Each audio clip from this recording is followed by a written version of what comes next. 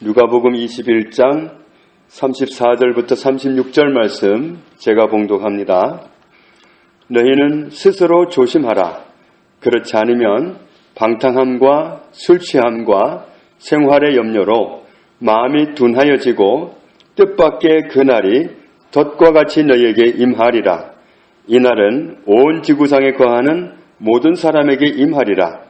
이러므로 너희는 장차 올 이 모든 일을 능히 피하고 인자 앞에 서도록 항상 기도하며 깨어있으라 하시니라.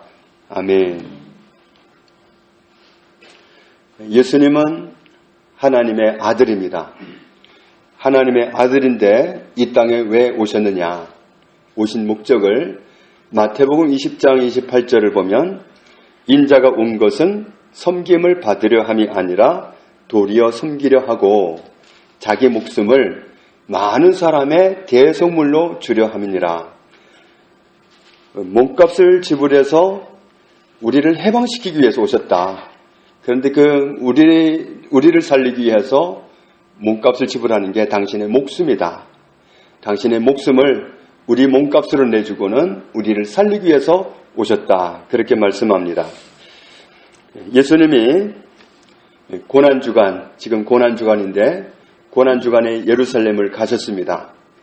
그리고 예수님으로서는 지금 마태복음 20장 28절 말씀대로 하면 목숨을 내놓아야 할 시간이 임박하게 다가오고 있습니다. 제자들은 눈치를 못 채고 있지만 제자들은 말을 해줘도 몰라요. 못 알아듣습니다. 워낙 예수님이 하나님의 능력으로 일하시는 걸 보고 있기 때문에 내가 대제사장들과 서기관들, 장로들에게 잡혀가리라. 온갖 수모를 다 겪고 죽으리라. 듣지만 못 알아들어요. 그게 무슨 말인가?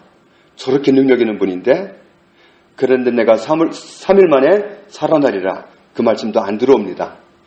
죽으신다는 그 자체도 받아들여지지 않고 그러다 보니까 뒷말도 안 들리는 겁니다. 그렇게 못 알아듣는 사람들이 예수님의 제자들이었습니다. 세례 요한이 예수님을 이렇게 소개했습니다. 보라, 세상 죄를 지고 가는 하나님의 어린 양이로다. 세상 사람의 모든 죄를 지고 가시는 하나님의 어린 양이 오셨다. 이렇게 예수님을 소개했습니다.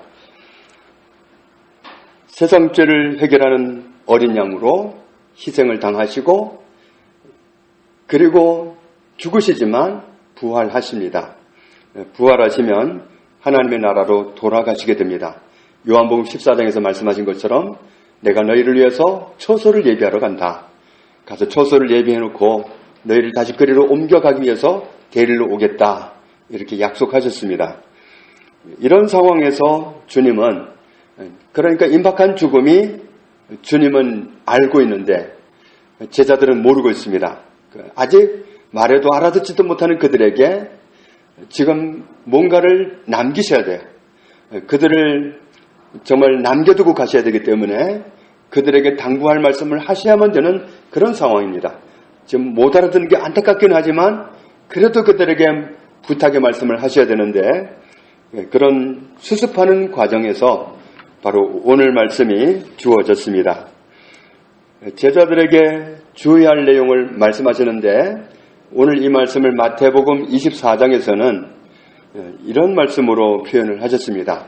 마태복음 24장 4절에 너희가 사람의 미혹을 받지 않도록 주의하라. 사람에게 미혹을 받는 게 이 마지막 시대에는 정말 그 미혹을 받아들이느냐 안 받아들이느냐 이게 내가 살아남는 관건입니다. 얼마나 많은 사람들이 하나님의 교회에 가가지고 그 길이 살 길로 알고 지금 맹종하고 있습니다. 지금 많은 사람들이 신천지에 오늘도 넘어가고 있고 내일도 넘어갈 겁니다. 많은 사람들이 유혹을 받아서 넘어가면서 참 진리를 만났다고 속고 있습니다. 여호와 증인 간 사람도 마찬가지예요. 구원파에 빠진 사람도 마찬가지입니다. 곁길로 가면서도 알지를 못하고 진짜를 만났다고 그러면서 갑니다. 미혹을 받느냐 안 받느냐 이것이 사느냐 죽느냐 이 관건입니다. 마지막 시대에는 미혹의 시대입니다.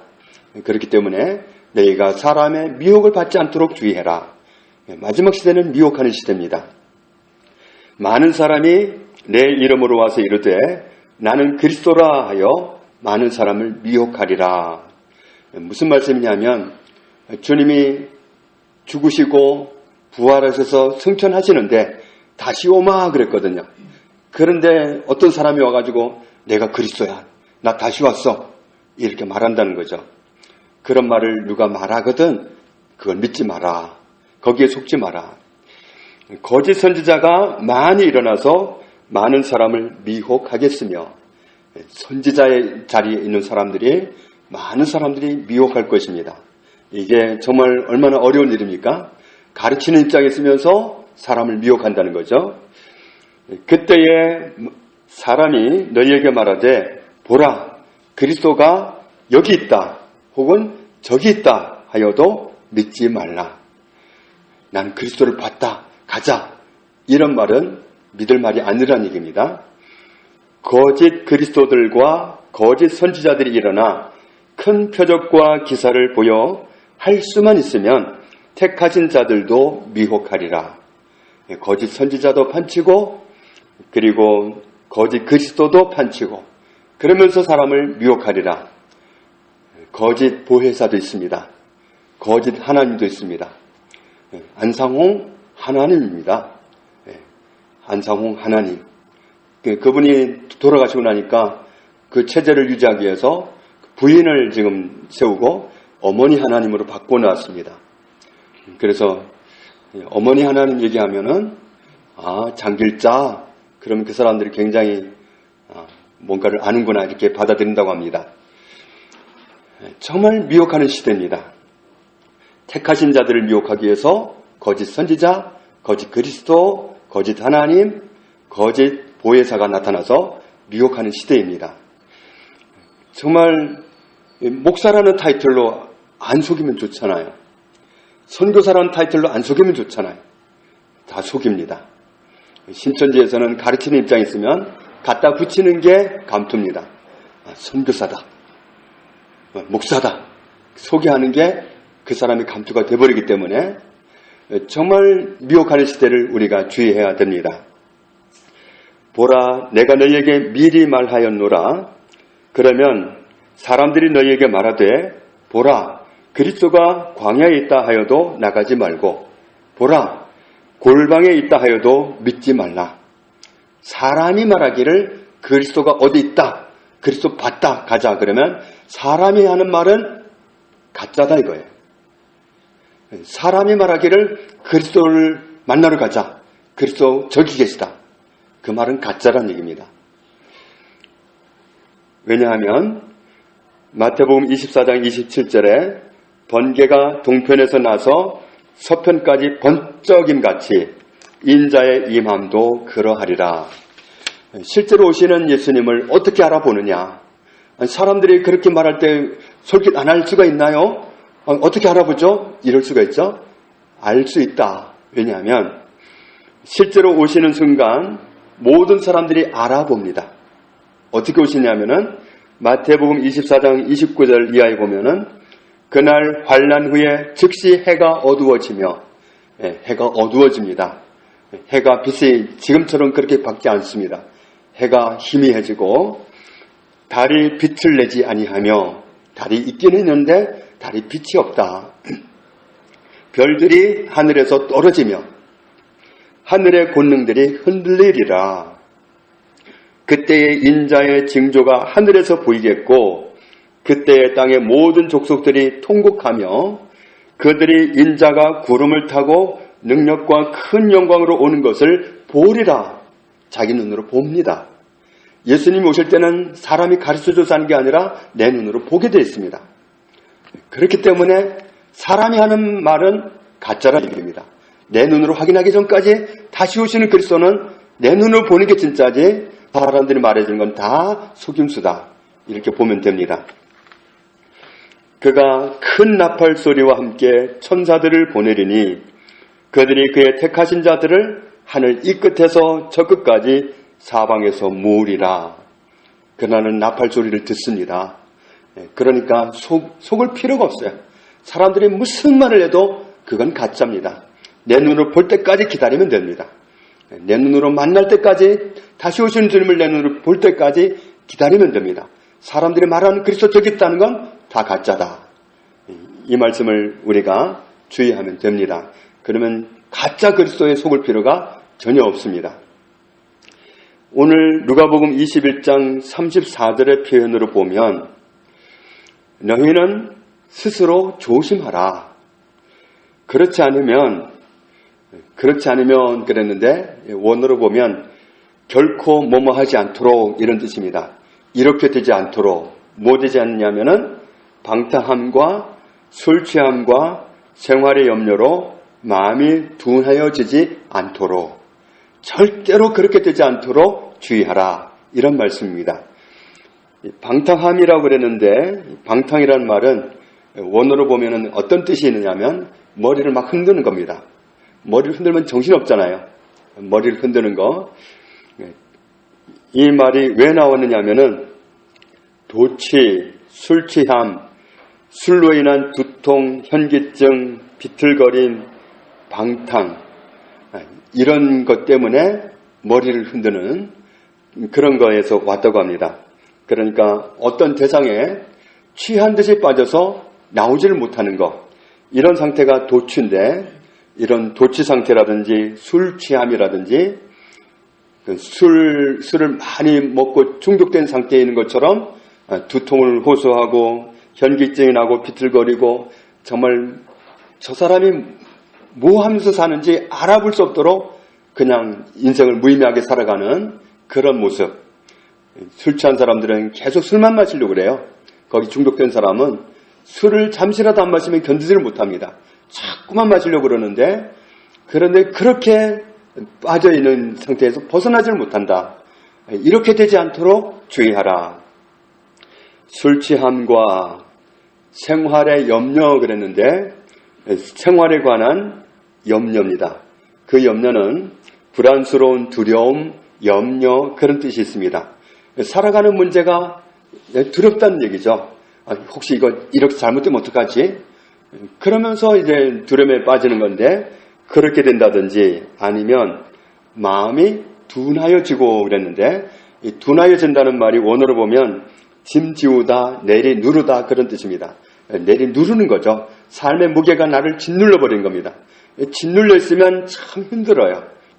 그렇게 되면은 어떤 일이 닥치냐면 주님이 오시는 날 딱 보니까 주님이 오시는데 너무 기쁘고 감사하고 그런 모습으로 그냥 달려가는 모습이 아니라 아이쿠 큰일 났다.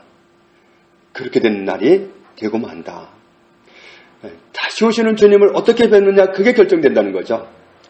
내가 준비되었을 때는 기쁨으로 맞이할 수 있지만 다시 오시는 주님을 만나려고 준비해오지 못한 삶은 그날이 덫과 같이 만다.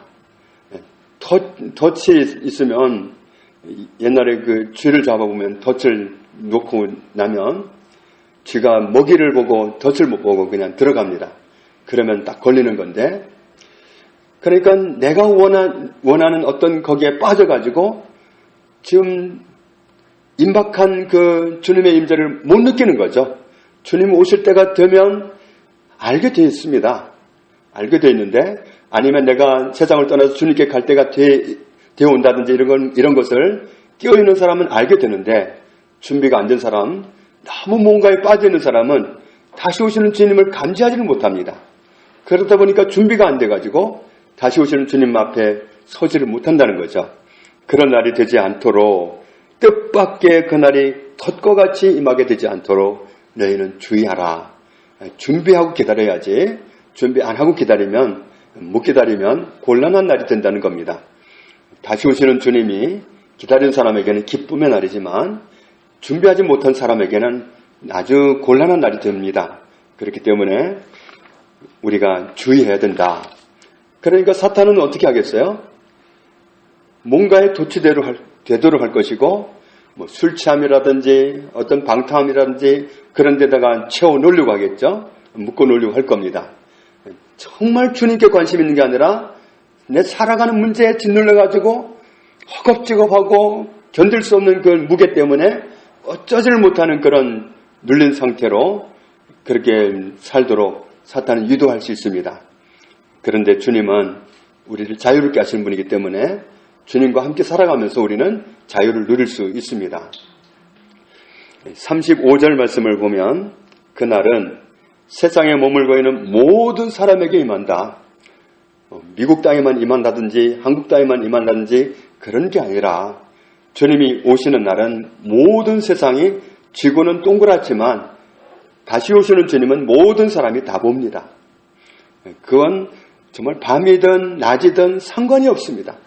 주님이 다시 오실 때는 모든 사람이 다 알아보게 되어 있습니다. 그렇기 때문에 분명하게 오시는 주님을 준비하고 기다렸다가 뵐 수 있도록 해라. 안 그러면 술 취함이라든지 방탕함에 빠져서 다시 오시는 주님을 맞이할 수 없는 상태, 그런 형태가 될 수 있다. 그래서 36절에 당부하고 계시죠. 같이 읽습니다. 이러므로 너희는 장차 올 이 모든 일을 능히 피하고 인자 앞에 서도록 항상 기도하며 깨어있으라 하시니라. 아멘. 장차 올 이 모든 일을 능히 피하고, 미혹하고 덫에다가 빠뜨리고 방탕에다 빠뜨리고 이런 데다가 묶어 놓으려고 하는 사탄의 공격이 틀림없이 있습니다. 이런 일들을 능히 피하고, 그리고 다시 오시는 주님 앞에 설 수 있도록 서기 위해서 뭐 해야 되느냐 하면 항상 기도하며 깨어있으라. 항상 기도하는 사람이 깨어있는 사람입니다. 기도할 수 있는 사람이 깨어있는 사람이에요. 항상 기도하는 사람은 하나님과 대화하면서 순간순간을 살아가는 사람은 깨어있는 사람입니다. 하나님과 대화하지 않는 순간이 잠든 순간입니다. 그때 내가 아무리 눈을 부릅뜨고 있어도 주님과 대화가 없는 상태라면 잠든 순간입니다. 항상 깨어있으라. 항상이라고 그랬는데 원어로 보면 모든 이란 말과 시간이란 말이 들어가 있습니다. 모든 시간에 기도하면서 깨어있으라. 모든 시간이 그런 시간이어야 됩니다. 나 혼자 고민하는 시간이 아니라 주님과 대화하면서 가는 시간입니다. 정말 주님과 대화하면서 갈 때는 평안입니다. 엠마오로 내려가는 두 제자는 마음이 굉장히 불편했습니다. 예수님이 세상을 구원하실 분으로 알았는데 대제사장들과 서기관들에게 배신을 당하고 십자가에 죽어버리셨다. 우리 마음이 몹시도 슬픕니다. 그 낙심한 마음으로 엠마오로 내려가던 두 사람이 부활하신 주님을 만났을 때 그들의 마음은 불안함도 없었고 두려움도 없었고 근심도 없었습니다. 마음이 진짜 주님과 대하고 살아갈 때는 평안입니다. 평안이 없을 때는 아무리 심각하건 어쩌건 간에 평안 자체가 없다면 우리는 좀 점검을 해봐야 됩니다. 평안이어야 돼요. 내가 평안치 않다면 내가 뭔가를 놓치고 있는 겁니다. 평안이 우리에게 소유돼야 할 재산입니다. 평안이 없으면 안 돼요. 평안이 없다면 내가 뭔가를 벗어난 거예요. 그래서 다른 어떤 중요한 문제가 있다 할지라도 그 문제가 중요한 게 아니라 평안이 회복되는 게 더 중요합니다. 그래서 주님 앞에서 정말 어떤 다른 문제가 아니라 정말 주님을 찾으면서 정말 주님을 만날 때 우리는 평안을 누릴 수 있습니다. 그때 우리는 이 세상을 정말 어떤 사탄의 유혹에도 빠지지 않고 주님과 함께 살아갈 수 있습니다. 그러니까 가끔 말씀드리지만 아담과 하와가 미혹을 받을 때 하나님, 제가 하는 말이 맞아요? 하고 대화만 해봤더라면 안 넘어지는 거예요.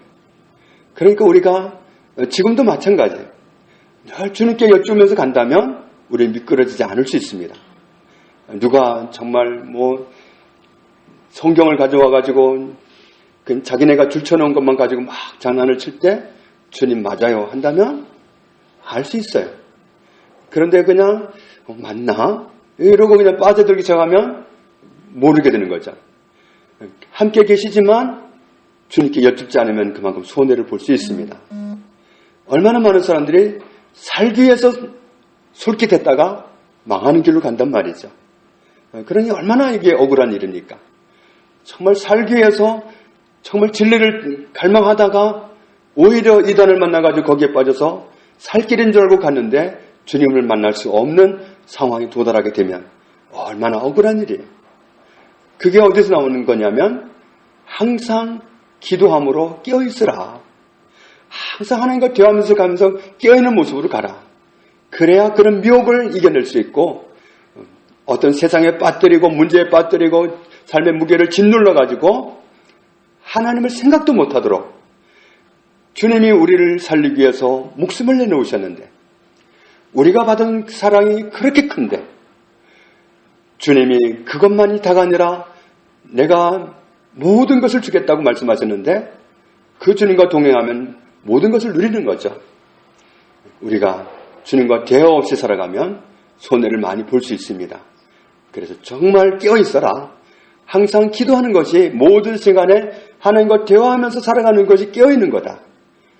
그래서 이 모든 미혹을 피하고 이 모든 어디에 취하게 만드는 거기를 피하고 다시 오신 주님 앞에 설 수 있도록 항상 모든 시간에 기도하면서 깨어있으라. 주님이 남겨두고 가야 되는 제자들을 향해서 마지막으로 당부하시는 말씀이 이 말씀입니다. 오늘 주님께서 우리에게 이 당부를 하고 계십니다. 미혹의 시대입니다. 지금은 미혹의 시대입니다. 깨어있지 않으면 미혹당합니다. 그리고 생활의 염려, 술 취함, 방탕 이런 문제를 가지고 짓눌러서 정말 중요한 문제에 신경을 쓰지 못하도록 나를 사랑하사 나를 위해서 자기 자신까지 내버리신 주님, 그 주님을 향한 사랑도 없고 갈망도 없고 감사도 없고 그냥 삶의 무게가 너무 힘들어서 찌들어가지고 그런 평안이 없는 그런 상태로 허덕이면서 살다가 정작 다시 올 때에 주님 다시 오실 때에 설 수조차 없는 그런 망신을 당할 수도 있기 때문에 그렇지 않도록 깨어있으라. 깨어있는 방법은 항상 대화하는 겁니다. 우리는 대화가 필요합니다. 우리 정말 제가 이만큼 살면서 늘 이제 경험하는 게 여자분들은 대화를 남자들보다 더 많이 원하는 것 같더라고요. 그래서 어떤 정말 부부 관계를 연구하는 목사님이 그러시더라고요. 남편들이 밖에서 일하고 돌아왔을 때 부인들은 딱 기다리고 있다. 오늘 하루 있었던 일을 이야기하고 싶어서 기다리고 있다. 그때 나 피곤해 하고 말을 막지 말아라. 그 말을 막아버리면 곤란하다. 곤란한 관계가 돼버린다. 들어줘야 된다는 얘기죠. 우리가 정말 날마다 그런 정말 이야기하고 싶은 그런 마음을 주님과 이야기해야 됩니다. 하나님과 이야기해야 됩니다. 그러면 우리는 안전한 길을 갈 수 있습니다. 다시 오신 주님 앞에 설 수 있기 위해서 항상 기도하면서 깨어있는 저와 여러분의 삶이 되기를 주님의 이름으로 축복합니다. 주님 감사합니다. 우리를 죄에서 해방시키기 위해서 당신의 목숨을 대속물로 내놓으시고 우리를 살려주시는 은혜를 감사합니다. 주님이 그 일을 이미 2000년 전에 이루셨고 부활하시고 승천하셔서 하나님 나라에 계시는데 주님 다시 오실 때에 주님 뵐 수 있기 위해서 이렇게 살아라고 당부하시는 말씀을 감사합니다. 과연 이 미혹의 시대에 거기에 빠지지 않기 위해서 그리고 생활의 염려와 술 취함과 방탕 이런 곳에 묶어두려는 원수의 괴계에 말려들지 않기 위해서 항상 하나님과 대화하며 항상 주님과 대화하며 승리하기를 원합니다. 주님 앞에 설 수 있는 사람이 되기 위해서 당부하신 말씀대로 살아갈 수 있는 저희들 다 되게 하여 주옵소서. 예수님의 이름으로 기도합니다. 아멘.